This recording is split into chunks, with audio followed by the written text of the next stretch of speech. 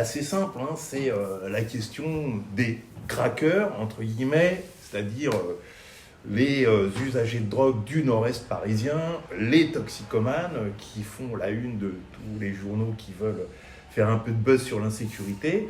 Bon, moi je te connais comme, encore une fois, ancien président d'Aurore, donc qui connaît la question de la précarité.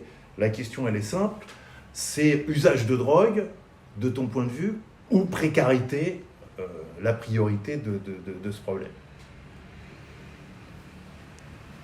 Je pense que le problème principal est un problème de précarité, avant tout.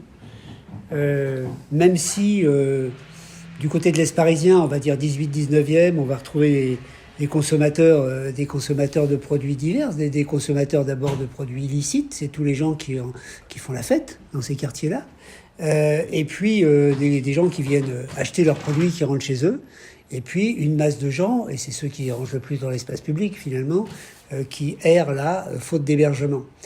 C'est pourquoi, moi je suis très attaché à ce que pour ces personnes-là en situation de précarité, on a une proposition, mais qui soit une proposition d'ensemble. C'est-à-dire que oui, il faut travailler sur des espaces de consommation à moindre risque, mais il faut d'abord aller vers ces publics, d'où l'idée d'aller vers, l'idée de maraude. Il leur faut des espaces de repos et il leur faut des espaces d'hébergement. Et sur les espaces d'hébergement, je pense qu'il y a deux types, et c'est un peu ce qui est proposé par des dispositifs comme Phase ou Assor. C'est que les gens puissent d'abord se poser, être au chaud, plutôt que errer dans les rues. D'abord, pour l'espace public, ça sera mieux, et pour eux, avant tout, ça sera mieux. Ils pourront se poser, avoir un lit. Mais je pense qu'il ne faut pas avoir d'autres ambitions que de les mettre à l'abri. Mais il faut que ça s'inclue dans une démarche et dans une chaîne, c'est-à-dire qu'après, on soit en mesure de leur proposer des hébergements plus durables, c'est ce que fait Phase, qui soient accompagnés, qui soient encadrés, et qui permettent aux gens de s'inscrire dans une démarche qui, pour certains, prendra beaucoup de temps, mais qui, en tout cas, leur permettra d'avoir un toit durable. Voilà. Donc, en fait, tu réponds précarité. C'est-à-dire, c'est d'ailleurs ce que nous, on a toujours soutenu à la Sud, hein, c'est que c'est d'abord un problème d'extrême précarité. Et puis alors, je suis d'autant plus content de t'entendre évoquer cette population, finalement, de la consommation festive, hein, de la consommation récréative, parce que c'est probablement l'essentiel de la consommation, et c'est pas celle qui est visible. Et donc, c'est ma deuxième question. Qu'est-ce que tu penses, en tant que maire du 20e, de cette dimension culturelle de l'usage de drogue? Voilà. Comment il faudrait traiter, sachant qu'on fête les 50 ans de notre bonne loi de 70, là, en décembre, enfin on l'a fêté d'ailleurs en décembre 2020. Je pense qu'il y a un débat public à installer,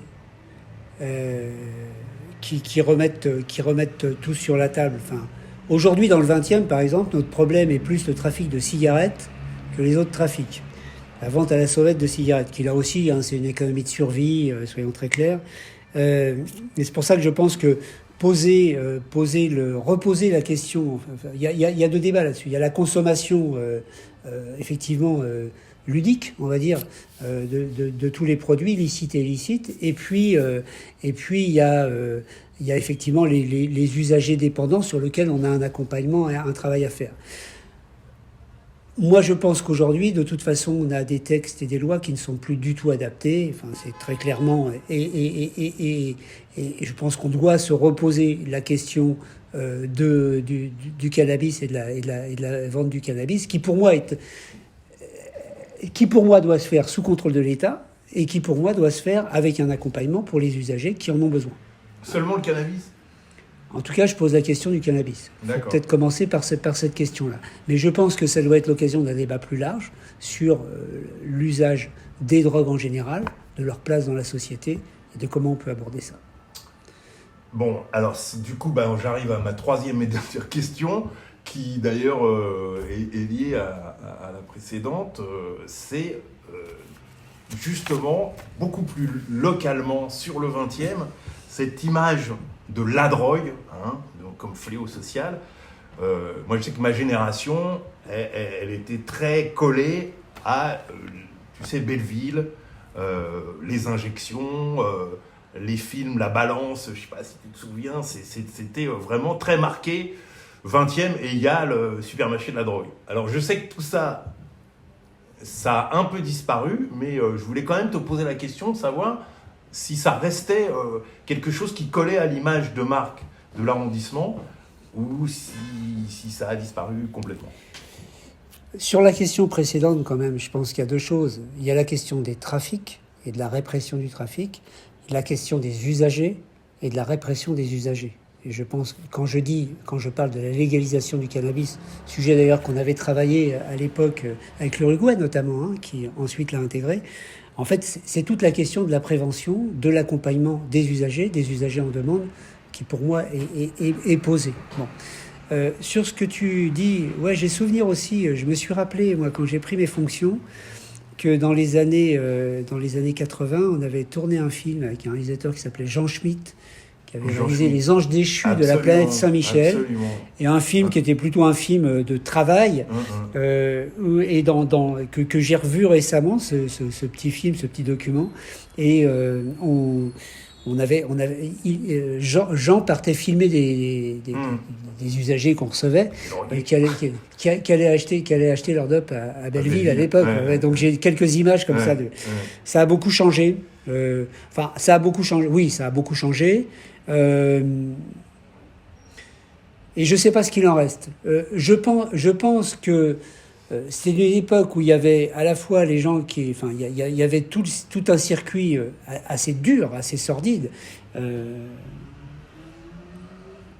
Pour la petite histoire, je connais des gens qui ont pu s'installer rue Saint-Maur à l'époque et puis foutre le camp assez vite, tellement c'était dur comme climat. Et en même temps, il y avait aussi autour tout un réseau alternatif. Qui se créait avec beaucoup de créativité. Quand je discute avec les gens de Lou Pascalou, ou quand on reprend la Flèche d'Or, c'est vraiment des territoires qui ont été marqués aussi par toute une culture alternative qui ne fonctionnait pas sur la question de la drogue, mais qui fonctionnait autour de tout ça. C'est-à-dire que tout ça faisait partie d'un ensemble, me semble-t-il, où il y avait aussi beaucoup de créativité qui était autour de ça. Et ce qu'il en reste aujourd'hui, je sais pas, il en reste quelque chose. Il en reste quelque chose dans la vie de l'arrondissement qu'on retrouve à travers l'artisanat d'art, à travers les ateliers d'artistes qui ouvrent et voilà tout un tas de créateurs. Il en reste aussi quelque chose dans la culture parce que on est quand même les arts vivants sont très présents dans l'arrondissement et je pense que c'est aussi quelque chose qui reste de ça. Et puis au-delà de ça, si on remonte plus loin, on va fêter les 150 ans de la commune. On est aussi dans un arrondissement de résistance quelque part. Et voilà. Et je pense que tout ça, à des moments, se croise. Complètement. La résistance, la créativité, mais aussi justement, ce qui peut être aussi en marge. Voilà. C'était complètement le sens de ma question. Effectivement, c'est l'image culturelle finalement de quelque chose qui a été beaucoup stigmatisé à cette époque. Mais bon, quand tu dis c'était dur, c'était aussi l'époque du sida, il faut le rappeler. Mais qui peut être conjugué sous l'angle d'une certaine culture libertaire. C'est exactement le sens de ma question. Et je terminerai par dire que Jean Schmitt, c'est un des animateurs de Limiter la casse, qui est le grand mouvement qui a fondé la réduction des risques en France. Bon, peu de gens ont le souvenir, mais qui était animé par Anne Coppel notamment. Et voilà, je suis content que tu fasses allusion à sa mémoire parce que voilà, ça fait partie des gens qui ont permis que les choses changent en matière de drogue. Donc voilà. Merci à toi, Eric. Et puis, bon congrès, bon colloque, même si on préférait vous accueillir à la salle des fêtes de la mairie du 20e que de faire ça en visio. Mais enfin, voilà, tous mes vœux. Ce sera pour la prochaine alors. Exactement. Merci.